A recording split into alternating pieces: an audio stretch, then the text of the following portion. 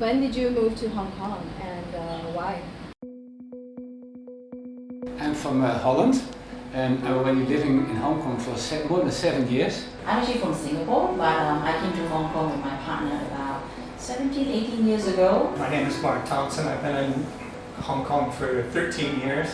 Hi, I'm Kashmir Butigan from the Philippines. I work here 4 years. I'm Bernadette. I work here 6 years. I'm Sheila. I work here in Hong Kong for 11 years. I'm Margarita Ribeta. I work here 26 years.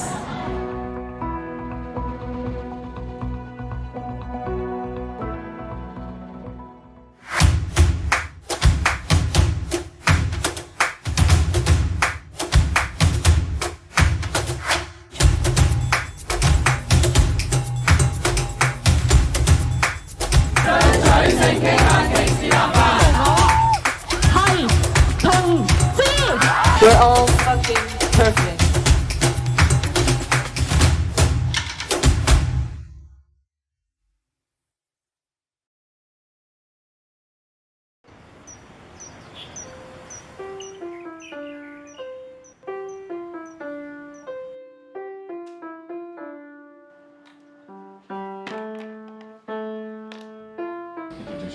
Ni hao, 我叫 Grace， 我7岁，我家有3个人，我有爸爸和我，我爱我的家。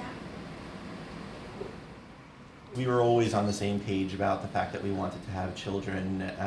Right from the time that we got married, as part of our wedding vows, we wrote ourselves and we committed to having a family at that time. How he becomes a part of this family? They met a woman named Annie, and she had a baby, and she was looking at lots and lots of different families because she couldn't take care of the baby at me, and she just chose them, and so they walked down the street and they looked at me and they got me, and then like 10 weeks later they got adopted. Where did we first meet you? In the hospital. What day? May 13th. The day you were born, yeah? So Daddy Patrick got to feed you first, right? But I got to hold you first, I think, right? Yeah. Yeah, so we met Annie. We went through an adoption agency that does open adoption, which means the birth parents choose. And so Annie interviewed and looked at different books and letters and stuff, and in the end, thankfully chose us. And she's still a big part of Grayson's life. Grayson talks to her often. She's been to Hong Kong 3 times. And then every time we go to New York or the States, she comes, or we visit her. That application ended up being just over 100 pages, I think. It was very complex, very detailed.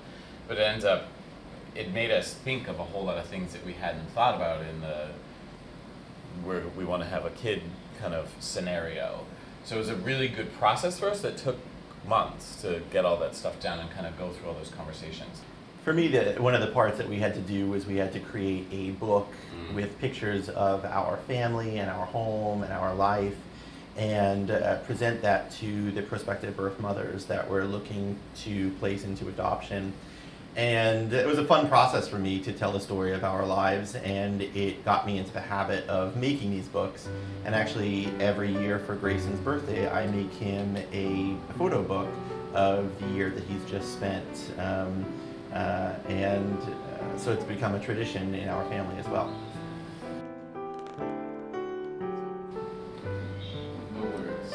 So when did you move to Hong Kong and why? We did move to Hong Kong in 2015 for a job that I'd accepted here with a law firm. And so Marty had always wanted to get his PhD, and while we were living in New York, I was a prosecutor working for the government, so it really wasn't a possibility economically for him to get his PhD. But when we had this opportunity presented to us to move to Hong Kong, it enabled me to work in the private sector for a law firm here in Hong Kong, and for Marty to pursue his dream of getting his PhD. And it gave Grayson the great opportunity to live in an international city and learn Mandarin and see a whole different part of the world. I enjoy my school, I enjoy my home, I enjoy my family.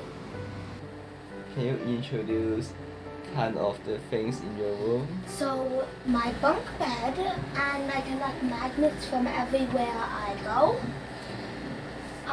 This is the bookshelves. That's my diorama I made in year 2. For me, It is the food. It is the food. That is true.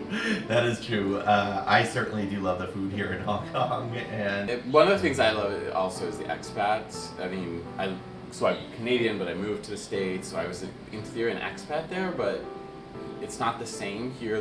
While I totally immerse myself in Hong Kong culture and Chinese culture, there's also this supportive network of other people from other places that come together from all over the world. And people are always asking, oh, do you feel oppressed? And do you feel people aren't accepting of your family and stuff? And I just don't feel that. I think we get some quizzical looks sometimes, and people are, you check into a hotel and, there's the 3 of us all in one room together, and like, oh, you want all separate beds and things like that. I don't think it's judgment, I think it's lack of exposure and confusion, so there's a little bit of that. I think being a member of the expat community here, we do live in somewhat of a bubble, and many of the people that we interact with on a regular basis are open to having discussions about race and different families and ethnicity, and so it isn't immediately present to us that that's difficult. Nevertheless, when we interact with some of the Chinese natives to Hong Kong, either in the office space or at the university or through Grayson School, we're often told that there is a more difficult culture to penetrate in terms of having those types of conversations. And so I think that that's why we try to do things like this, is to try to share our experience and make it as normal and everyday as possible for people so that these conversations can become easier.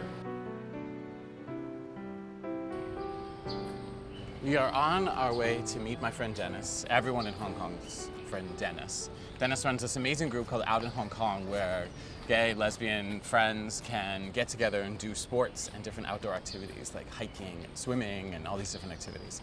And we're going to talk to him about the Gay Games that's coming to Hong Kong in 2022.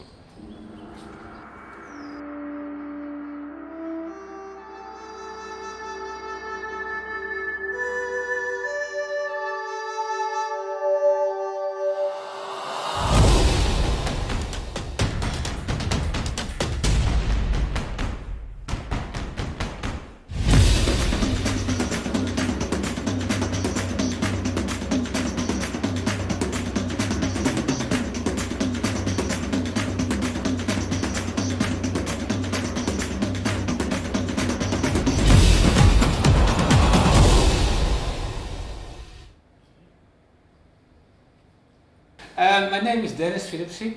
I'm from Holland, and I'm already living in Hong Kong for more than 7 years. In my day job, I work for a technology company, and I started out in Hong Kong in August 4 years ago, and Gay Games bit 2 years ago.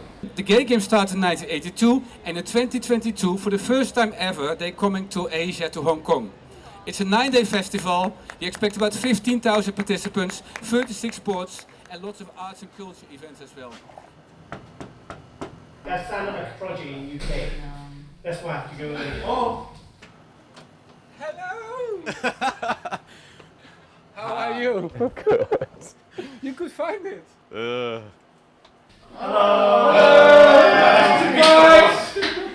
There's way more people. The naughty corner. There's a school. And then we can sit all Then you here. should sit with me. Okay. Gay Games is educating people in the spirit of better understanding through sports. And Out in Hong Kong is creating an alternative for people to meet outside bars, social media apps, in a sports environment, binding people together, people who have never met each other before, doing things together. It's a very large, a much larger scale in terms of creating awareness to our allies and non-LGBTIQ friends, because I think a lot of time we are very misunderstood or not.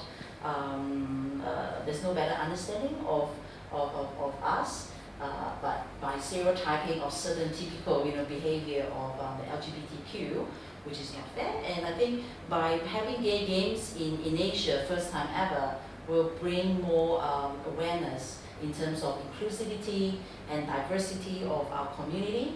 And hopefully through that, we are able to educate the haters, not to hate us, but we're all about love. For me, I think out in Hong Kong it's a way to get back to a city that I love, and it's a way to introduce people to this world that maybe when they were brought up wasn't seen as a possibility. And doing it, I hope to just like hiking, trail running, and camping. I hope to inspire and introduce other people to things that maybe would normally be outside of what they think they could do, they could have done.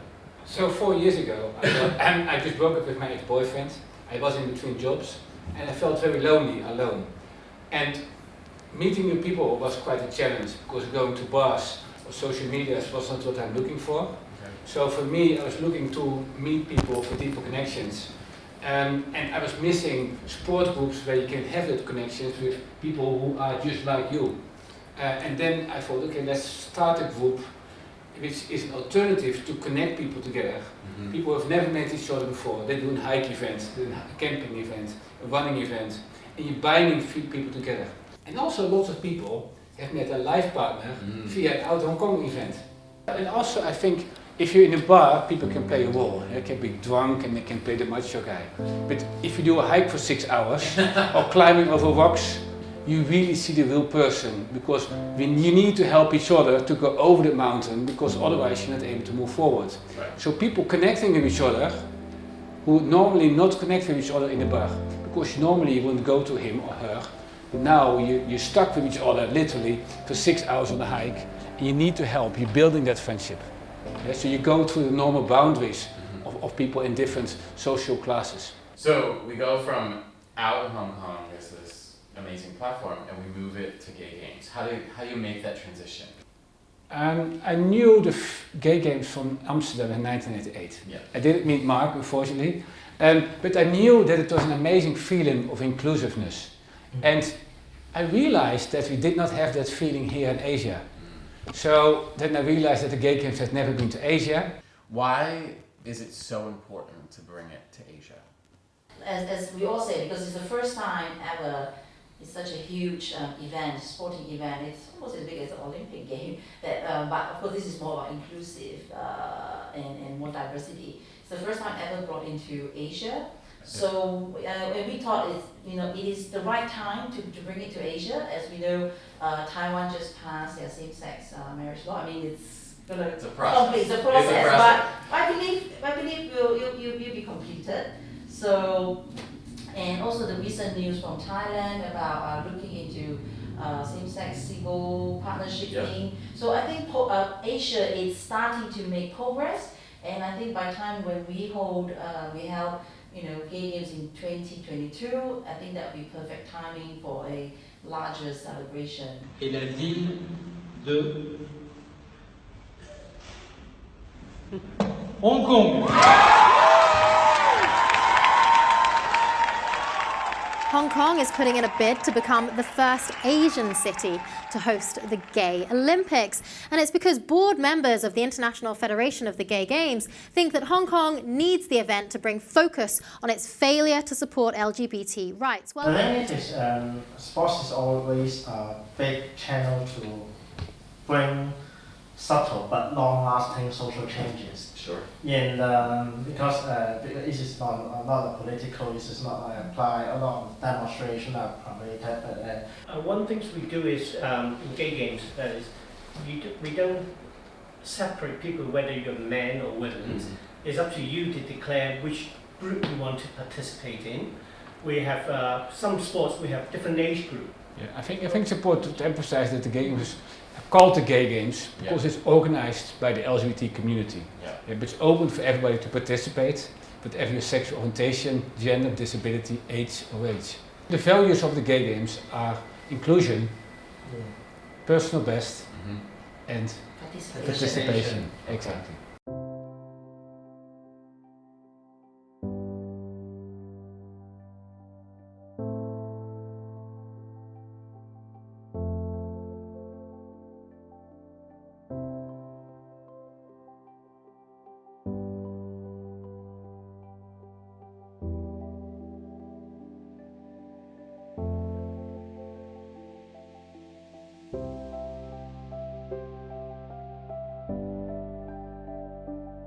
So when we have this conversation in just under 4 years, right? Just under 4 November 2022. Okay. Just over 4 years. Just over 4 years. Yes. So we have the same conversation in Dennis's next, much larger palatial apartment.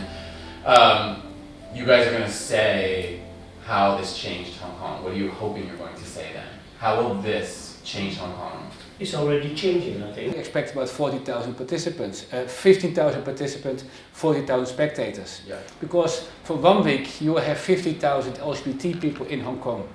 People have never been, or say they've never been connected with LGBT people. They will see that because Hong Kong during that week will be a festival. So it's a nice experience to educate people in the community, not the LGBT community, but in the Hong Kong community, to educate about LGBT people doing sports together. It was the first time in '98 I'd ever participated in a gay sporting event, and it was empowering and life-changing. And in some ways I realized I wasn't alone. 20 years ago, and I would expect other people, of course, will feel the same way here. For me, and I came out to my company because of the game. Because I'm working in a sports company, and when I'm writing the big book, I really need to gather so much information from different sports. So people will be curious about what you are doing. Yeah. So I have to, then I have to say to my boss, I'm doing something for the gay games, and it's quite supportive, and also my colleagues is quite supportive. And I always thought that it is only me in my sports community that is gay, but end up I start knowing more and more people are actually like me. From the expat standpoint, I think people who have up and moved to another country often have a higher level of education, they have higher level of means, world experience, and so all those things contribute to a person feeling independent, and with that independence comes the decision to be open and honest about their lives and their romantic choices, their orientation, all those types of things. Demographic trend around the world that gays and lesbians often move to larger cities, and that's the ability to hide themselves but also find people like them. Especially here, and especially in Asia, it's such a cultural influence that people feel an obligation to not offend their family, offend their parents, and offend their ancestors, that they don't want to do that. And so they live in silence or choose not to come out right away. When we moved here, we were obviously, you look for families like yours and people to connect with. So there was a group that started as a meetup group that became a Facebook group that's a support social group called Rainbow Families of Hong Kong.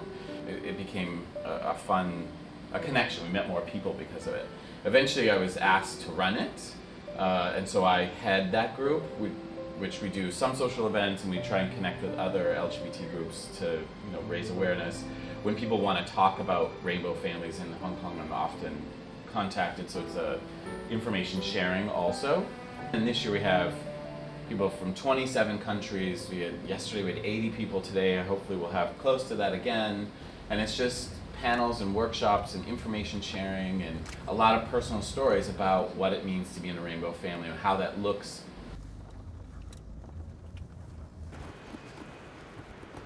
Morning. Morning. So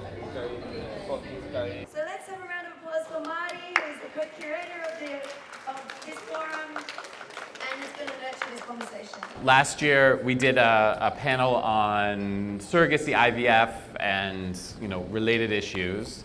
And after that, we were approached by a whole bunch of people asking even more questions, and how do I get help? And I'm already doing this. And I, of course, from a personal point of view, I'm a father of an adopted son. And so in our world, more often than not, women are choosing to become parents. Lesbians, females are choosing to become parents. As to why it's important to do it, we're not an anomaly. We're unique and different, but every family is and has their own story to tell. And that just because something's different, it shouldn't be ostracized or feared or anything like that.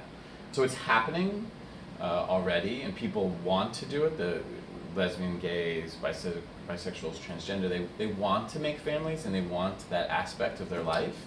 And I think doing this kind of stuff allows them to make that choice for themselves instead of believing that because they're gay, they can't do it. Hi, I'm Kelsey. Hi. I'm 14 years old. 14, and you live? In the Philippines. With My mom and my other mom, Amy. And as a filmmaker, I've done a couple of films on LGBT issues, but I've also done films on other advocacies. So my partner is a musician and she's a web developer. Okay. Both of her bands are all female bands, and one of the bands is a feminist band. So their songs talk about women's rights and stuff like that. Wow, powerful. Do you have any challenges at school? I was in grade 2 when I was picked by my classmate. Okay. He told me that I will grow up like my mom. Okay. I won't have a partner, la la la la la. I answered him with, it's okay, I have 2 moms anyway. I was in grade 6 when I was bullied again by my classmates. But this time, it's involving a teacher. I posted a cover photo on Facebook with my moms. Okay. In a Pride March event. They were laughing at me, shaming me for my family. My teacher told me to think before you post, think before you click. So instead of going to the perpetrators, okay. She told me that my family is not a family. And my classmates started laughing at me for my family. I'm sorry that you had to go through that. But they did it to be mean, you think? I don't know. Okay. Like what my mom said, everybody just tolerates it. Yeah. I don't feel the acceptance. Mm-hmm. I feel the tolerance. Okay. So one of the movies is about your coming out. Yes. And your father outed you, correct? Her dad and I got separated when I was 2 years old. When she was 2 years old. Okay. And there's one instance where her dad took her out for a play date or for shopping, I think. And when she came home after a day or two, she just told me, out of the blue, she said, like, Mom, Dad told me to call you a lesbo. It's actually, the term is a slang for lesbians in the Philippines. I was dumbfounded. I don't know what to say because she was 3. Wow, okay. And I think after she said that, she asked me what that means. And this has been something that was going on in my mind, like when I would come out, how I would come out, etc., etc. So it felt like something very valuable was taken from me. Mm-hmm. So, and it felt really different from being outed to your friends, to your family. It's different if you're being outed to your kid. So I think that could be explained in the film. That's specifically what my film about it is about, discusses. So the title of the film is What I Would Have Told My Daughter If I Knew What to Say Back Then. So it's basically an imagined coming out Like if I could go back and relive that moment, what I would have said is, yeah. Musmus pa. May gatas pa sa labi. 18 taong gulang ako nang magdalang tao sa'yo.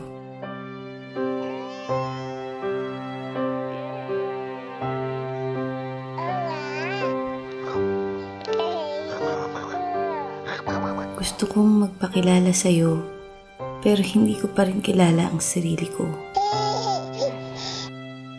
Patawad. I try. I'm trying, but maybe someday I can talk to him and like, this is alright. I grew up okay without you, without your support, with my moms, and I think that's okay. I think it's, yeah. You will do that when you're ready, and you sound like you're strong enough to be able to do that, so. When we got married, we actually articulated 6 tenets of our marriage, and I think that we continue to live by those principles. The first is that we would love one another, that we would be honest with one another, that we would live a life of lifelong learning in terms of continuing to explore. We would be involved in our communities. We would cherish our family, and that we would always be happy and have laughter in our lives. What do you think the daddies find is so important to you? That you are Honest. honest, yeah, what else? Caring. Caring to who? No, everyone. Okay.